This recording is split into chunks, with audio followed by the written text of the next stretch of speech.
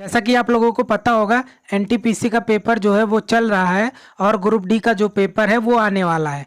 तो आपके एग्ज़ाम में जो है कम से कम 20% क्वेश्चंस जो हैं वो साइंस और कंप्यूटर से पूछे जाते हैं। तो इस चैनल पर जो है ये साइंस और कंप्यूटर से रिलेटेड टॉपिक्स जो है उसको हम डिस्कस करने वाले हैं और इसमें हम ऐसे सीरीज डिस्कस करेंगे जो कई बार एग्जाम में आ चुके हैं और आगे भी आने की संभावना है।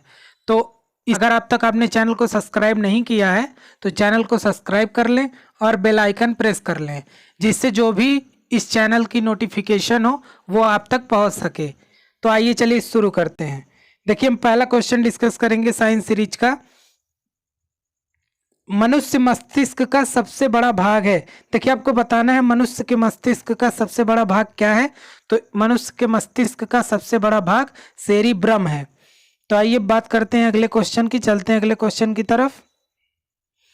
मांस, अंडा एवं दूध मुख्य स्रोत है। देखिए मांस, अंडा और दूध जो होता है वो किसका मुख्य स्रोत है, तो वो प्रोटीन के मुख्य स्रोत माने जाते हैं। और बात करते हैं अगले क्वेश्चन की। मनुष्य के शरीर में कितनी पसलियां होती हैं। देखिए आपको बताना है मनुष्य के शरीर में कितनी पसलियां होती हैं। तो इसमें जो है 24 पसलियां मनुष्य के शरीर में पाई जाती हैं। आइए बात करते हैं अगले क्वेश्चन की। विश्व वन दिवस कब मनाया जाता है। ये 21 मार्च को विश्व वन दिवस मनाया जाता है। देखिए अगर आपको इम्पोर्टेंट डेज से रिलेटेड जो है वो क्वेश्चन डिस्कस करना हो तो आप ऊपर जो आई बटन है यहाँ पे आपका ये चल रहा है, तो आप आई बटन में देखेंगे तो यहाँ इम्पोर्टेंट डेज से रिलेटेड क्वेश्चन जो है वो आपको मिल जाएगा। आइए बात करते हैं अगले क्वेश्चन की, चलते हैं अगले क्वेश्चन पर। हृदय रोगियों को ज़्यादा मात्रा में नहीं लेना चाहिए। देखिए हृदय रोगियों को जो है वो ज़्यादा मात्रा में वसा नहीं लेना चाहिए, क्योंकि इससे जो नलिकाएं होती हैं, जो वाहिनियां होती हैं, वो उसमें वसा जम जाता है और जिससे आपको हृदयघात की समस्या हो जाती है। आइए बात करते हैं अगले क्वेश्चन की। मनुष्य के जीवन काल में कितने दांत 2 बार विकसित होते हैं। देखिए एक बार छोटे बच्चे होते हैं उनके जो दांत होते हैं एक बार टूटते हैं और दोबारा जो है वो निकल आते हैं। तो छोटे बच्चों के कितने दांत ऐसे होते हैं जो टूट कर गिर जाते हैं और विकसित हो जाते हैं दोबारा। तो वो कुल मिला के 20 दांत ऐसे होते हैं जो दोबारा विकसित हो जाते हैं। देखिए जो पहले दांत होते हैं उसको दूध का दांत कहते हैं और बाद का जो दांत होता है वो विकसित दांत कहलाता है। आइए बात करते हैं अगले क्वेश्चन की।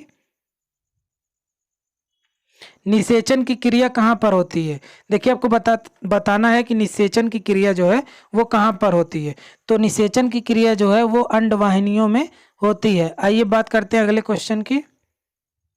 किस विटामिन की कमी से बाल सफ़ेद हो जाते हैं। देखिए आपको बताना है किस विटामिन की कमी के कारण बाल जो है वो सफ़ेद हो जाते हैं। तो विटामिन B3 के कमी के कारण बाल आपके सफ़ेद हो जाते हैं। तो देखिए अगर आपको विटामिन से इम्पॉर्टेंट सीरीज आपको पढ़ना है तो ऊपर जो आई बटन है आप वहाँ पे आराम से क्लिक करिए और उस पर जो है आपकी विटामिन की सीरीज लगी हुई है, तो आप वहाँ से विटामिन की सीरीज भी आराम से पढ़ सकते हैं। आइए बात करते हैं अगले क्वेश्चन की।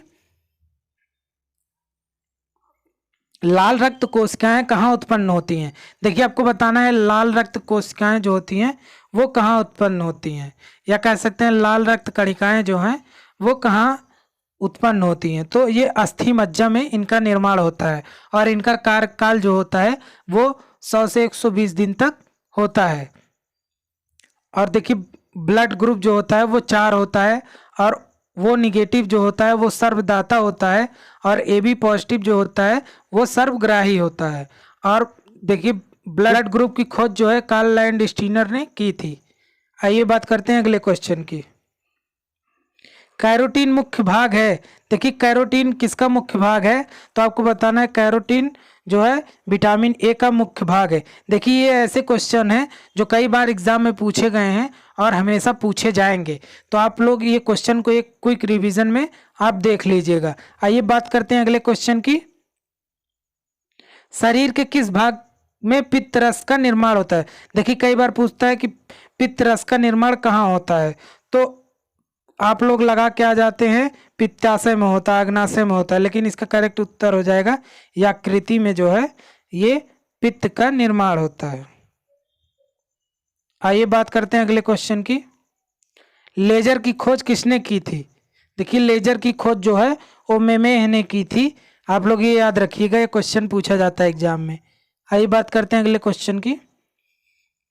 किडनी का प्रत्यारोपण सर्वप्रथम किसने किया? देखिए ये क्वेश्चन जो है बहुत इंपॉर्टेंट है और ये 2-3 बार एग्जाम में आया हुआ है। किडनी का प्रत्यारोपण सर्वप्रथम किसने किया? तो जोसेफ मोरे जो हैं ये किडनी के सर्वप्रथम ये प्रत्यारोपण किए थे। आइए बात करते हैं अगले क्वेश्चन की। ईईजी का आविष्कार किसने किया? देखिए आपको बताना है ईईजी का आविष्कार किसने किया। तो हार्सबर्गर ने इसका आविष्कार किया। आइए बात करते हैं अगले क्वेश्चन की। फ्लू किसके द्वारा होता है? देखिए आपको बताना है फ्लू जो है वो किसके द्वारा होता है। ये वायरस से होने वाला रोग है, विषाणु से होने वाला रोग है फ्लू। और आपको बताना है टाइफाइड हुआ, मलेरिया हुआ, ये सब रोग जो है ये जो है जल जनित रोग हैं। तो आइए बात करते हैं अगले क्वेश्चन की। दलदल में फंसे व्यक्ति को लेट जाने की सलाह दी जाती है क्योंकि देखिए दलदल में फंसे व्यक्तियों को लेट जाने की सलाह इसलिए दी जाती है क्योंकि क्षेत्रफल अधिक होने से जो है वो दाब कम हो जाता है। तो आपको ये याद रखना है कि अगर कहीं दलदल है तो उसमें व्यक्तियों को लेटने की सलाह इसलिए दी जाती है क्योंकि क्षेत्रफल अधिक होने से वो दाब जो होता है उसमें जो दाब लगता है वो कम लगने लगता है। आइए बात करते हैं अगले क्वेश्चन की। चमगादड़ अंधेरे में उड़ते हैं क्योंकि देखिए चमगादड़ जो है अंधेरे में इसलिए उड़ते हैं क्योंकि चमगादड़ पराश्रव्य तरंगे उत्पन्न करते हैं और इसी वजह से वो अंधेरे में उड़ते हैं। आइए बात करते हैं अगले क्वेश्चन की। पुष्प किसका रूपांतरण है? देखिए आपको बताना है पुष्प किसका रूपांतरण है। पुष्प जो है वो प्रांकुर का रूपांतरण माना जाता है। तो आइए बात करते हैं अगले क्वेश्चन की। किस रोग का पता लगाने के लिए एलिसा परीक्षण किया जाता है? देखिए आपको बताना है एलिसा परीक्षण जो है वो किस रोग को पता लगाने के लिए किया जाता है। ये जो है एड्स का रोग को पता लगाने के लिए एलिसा परीक्षण किया जाता है। देखिए हमने 20 क्वेश्चन जो है वो डिस्कस कर लिया है। तो दाढ़ी मूंछों का निकलना किस हार्मोन से संबंधित है? तो इसका करेक्ट आंसर हो जाएगा टेस्टोस्टेरोन जो है, इससे दाढ़ी मूंछों का निकलना संबंधित है। देखिए आज हमने जो है क्विक रिवीजन में 21 क्वेश्चन जो है 20 से 21 क्वेश्चन जो है हमने डिस्कस किया और जिसमें आपको प्रीवियस ईयर में पूछे गए ग्रुप डी और एनटीपीसी के क्वेश्चंस बताए गए हैं और जो आगे भी कई एग्जामों में आने की संभावना होगी ऐसे क्वेश्चंस आप लोगों के लिए लाए गए हैं और ये सीरीज जो है वो कंटिन्यू चलती रहेगी।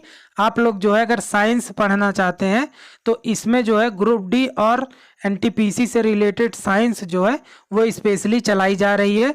तो अगर आप लोगों ने अब तक चैनल को सब्सक्राइब नहीं किया है तो चैनल को सब्सक्राइब कर लें और बेल आइकन प्रेस कर लें जिससे साइंस वीडियो की जो भी नोटिफिकेशन हो वो आप तक पहुंच सके।